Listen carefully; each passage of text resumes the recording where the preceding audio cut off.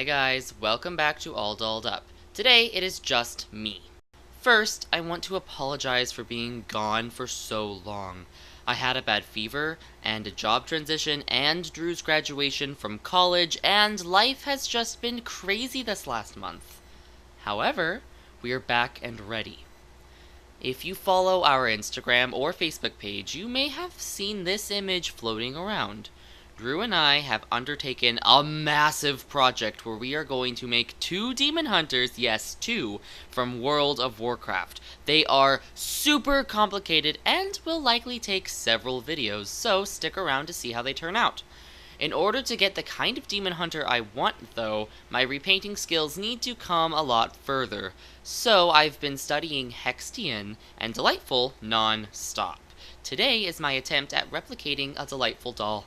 Let's begin! Dollightful has a sort of anime style to her, which I absolutely love, and I wanted to choose the right doll to do that with. We have had this Faun Monsterhigh doll lying around forever, and when we first got it, I absolutely loved it. I didn't want to touch it because I was thinking, oh my gosh, no, I'm gonna ruin it, but I finally feel ready to give it a try, so I erased its face and we're gonna begin. I have a new style for sealing now because the faces used to come apart, and we're going to use a mixture of spray sealant and liquid sealant, so we'll see how this one turns out. Even though she's going to be mostly anime and mostly like a drawn character, I still want to give her blush to keep her alive.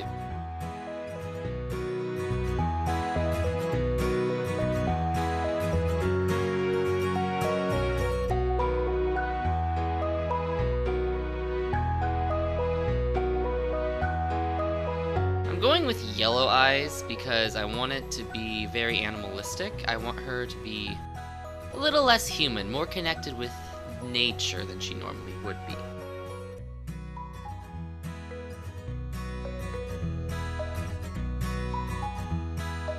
So a big thing that Dollightful always talks about is pushing and pulling your colors or highlights or something. I'm not exactly I can't remember exactly what it says, but it's pushing and pulling your highlights. And that mostly includes putting a white line in between the eyelid, or I guess on the eyelid, and a white line on the water lid or right underneath the eye, which I might be doing it wrong because I put pink on it, and I'm pretty sure that's supposed to go inside the eye, but it looks good, whatever. In order to get a wider eye inside the eye, I went back with actual water on the pencil and put it in.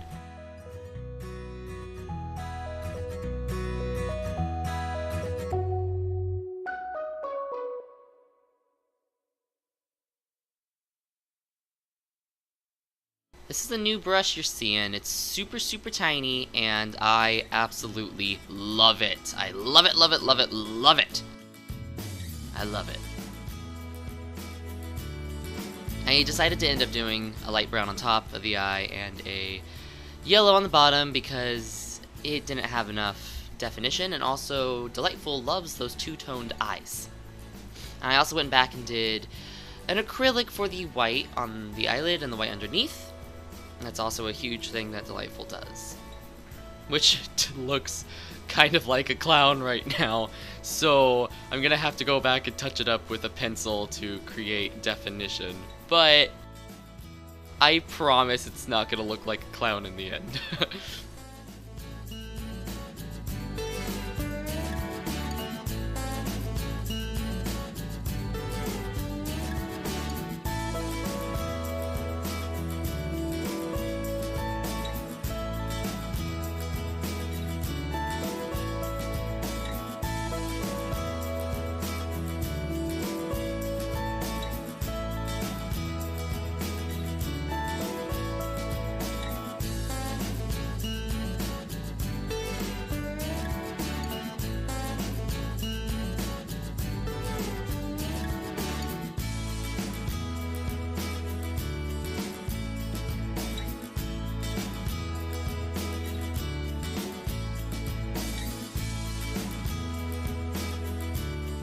I love watching these pupils get put in. When you're doing it, It's not as cool as watching it because I don't know why, but watching that, oh, see, there's the pink. I put it on the wrong part of the eye, I'm pretty sure, but like I said, it looks good anyway.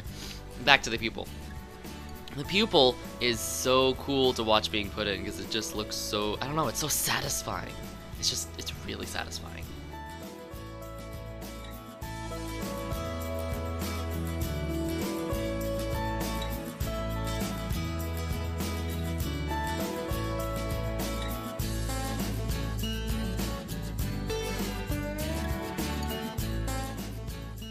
The new brush let the whites of the eye go on perfectly, and I absolutely loved them.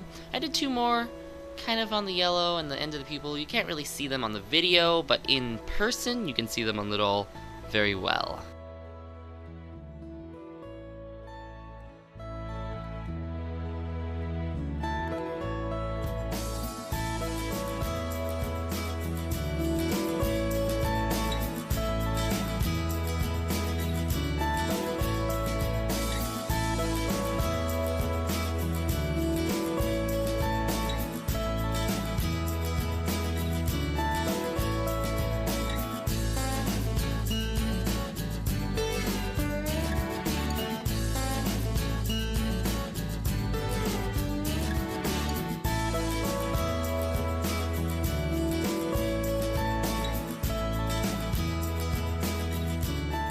So I feel like I have replicated the eyes very well, and I decided that it's time to separate her from being an animalistic human to being an actual faun. So I'm painting the nose white, and I am extending it into her eyebrows, because this faun is based on a deer. I believe she actually was the daughter of the deer spirit, as her Monsterhigh character. Thank you to Hextian for teaching me how to build layers of paint and make them look even.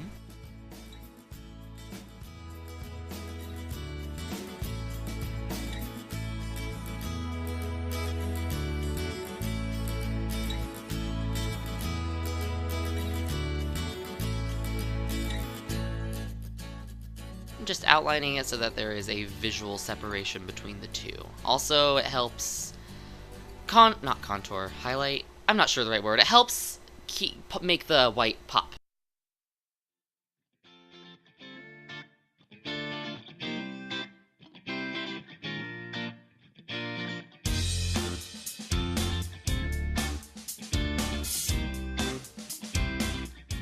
These little freckle things were on the doll originally, and I really liked them, so I decided to put them back on with acrylic paint.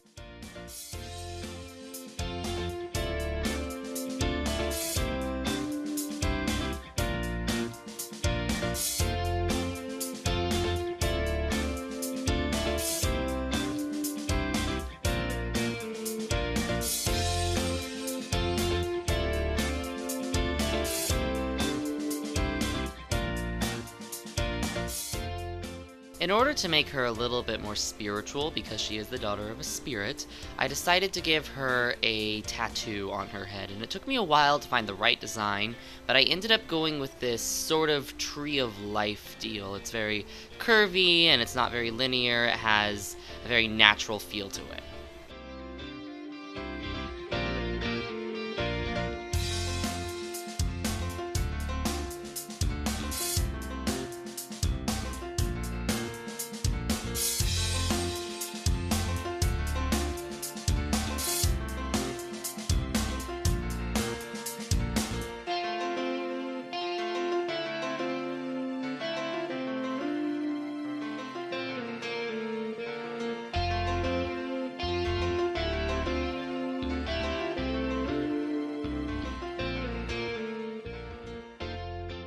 And of course, I just went back in with a slightly wetted colored pencil to make all of the lines sharper and more distinct.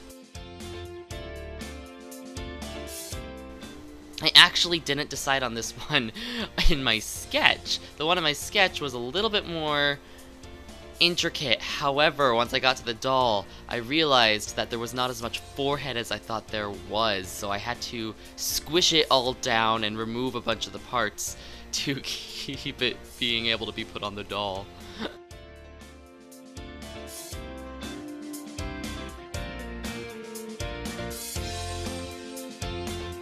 forehead was looking real flat, so I decided to go in and add texture to her eyebrows with a little bit of white paint, which blotted and made the entire eye look patchy, so I had to go back in with a watercolored pencil and review those lines. I think that when I do it next time, I might use a watercolored pencil. I don't know, we'll see. I also decided to add a highlight to the tattoo to give that some definition and some pop, because it was looking very flat on the forehead and boring, to be honest.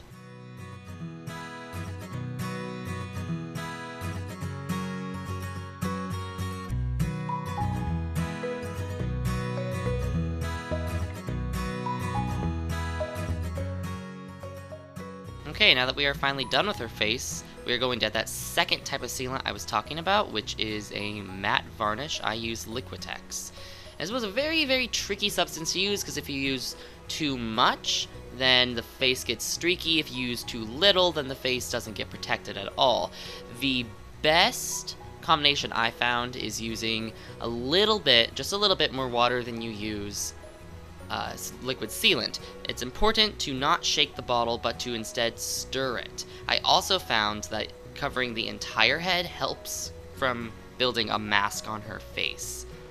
And that brush you see me using is, oh goodness, what was it called? It is a blender brush I picked up from a local art store. And you can see the blending that time. It was a blender brush from the local art store, and it helped me not create as many streaks as I had been with my other paintbrushes.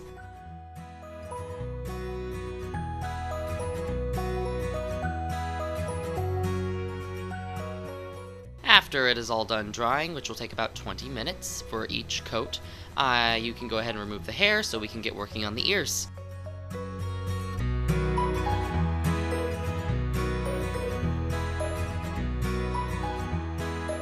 In order to bring more life to the doll, I decided to put some color in the ears. I don't know why they didn't add it in the first place, but I needed the color. So white first and then a little pink on the inside.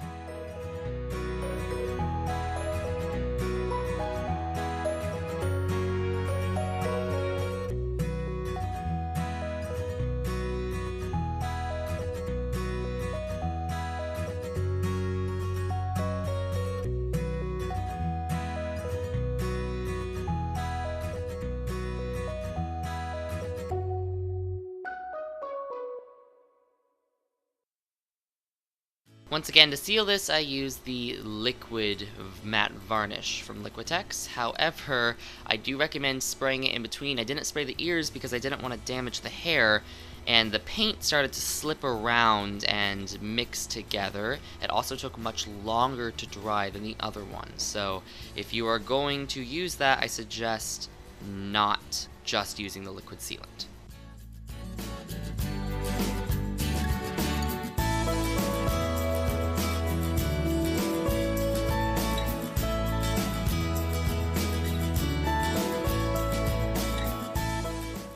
I wanted to give a really big thank you to Dollightful, who has been a huge inspiration to me through my doll repainting year. I am so indebted to you.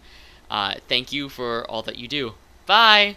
If you liked this video, do not forget to hit the like button below, subscribe to our YouTube channel, and follow us on Instagram or Facebook at Power Leveled Productions for the journey of the Demon Hunter. If you want to check out Dollightful, her link is here.